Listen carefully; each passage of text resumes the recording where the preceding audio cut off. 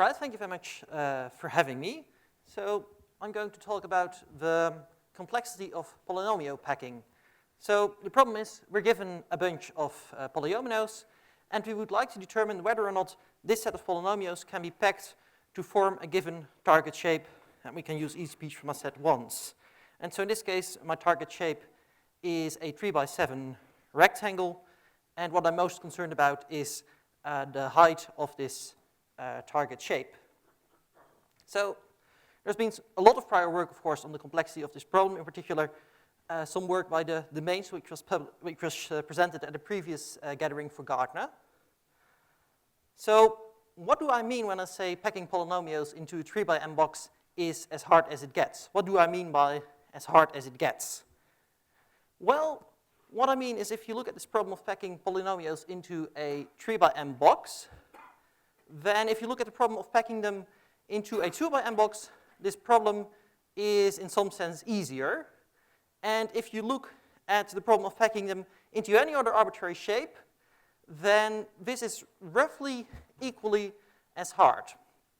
And so I was talking to somebody earlier and they said, oh, well, you're going to show that this 2x n problem is polynomial time solvable and this 3x n problem is NP hard. And well, this is actually not the case. All of these problems are, in fact, NP complete. So you'd say from this point, well, these are all hard problems, so what's the difference? Well, to understand what the difference is, you have to not just care about whether these problems are NP hard or not, you have to care about their exact complexity. And what we show is that if you look at this problem of packing polynomials into 2x n box, okay, well, it's NP hard. There's probably not a polynomial time algorithm. But you can show that you can solve it in time that is exponential in n to the 3/4. So you can solve it in time that is somehow slightly sub-exponential in the area of your polynomials. And if you're looking at this problem of packing polynomials into a 3x n box, you can show that under some assumptions, conditionally, you do not have an algorithm that solves this problem in fewer steps than something exponential in n over log n. So something that is very close up to a log factor away from the total area of your polynomials. And then if you look at the general problem for packing polynomials into any other shape, you can actually solve this in roughly the same time. So packing polynomials into a shape that has area n can be done in time that is exponential in n over log n. So normally, if you want to show that a problem is NP hard, you do a reduction. You take some hard problem, for instance, as an example hard problem, just to stand in, we take Sudoku, and you try and create an equivalence instance of your target problem. So in this case, I'm going to create a set of polynomials that I have to pack into some target shape, and the solution to this packing problem would correspond to a solution for your Sudoku. And so this would let you show that this problem is hard. And now, if we want to determine the exact complexity, what we have to do is we need to start looking at how big this equivalent instance that we're creating is.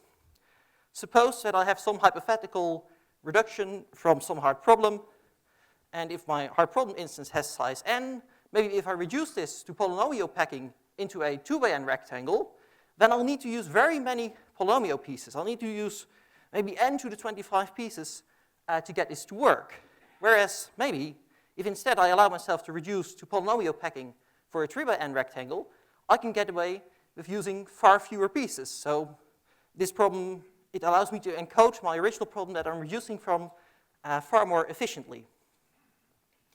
And so if you look at this a bit more closely, if you look at the 2x n case, then you can solve this by considering relatively simple polynomial pieces. I'm starting here with some polynomial piece, and this shaded polynomial, I'm packing this into my shape, and what you see is it falls apart into three gray shaded other polynomial pieces, but these are all relatively simple. They're what's called Y monotone. If you look at them, the top row is contiguous and the bottom row is contiguous, and you only need to consider these types of target shapes to solve the problem for 2x n. You cannot get very complex interactions between your polynomial pieces going in the 2x n case. In the 3x n case, however, we can do quite a bit more complicated things. I'm showing two kind of squashed polynomial pieces on the bottom of my slide. They're both too high.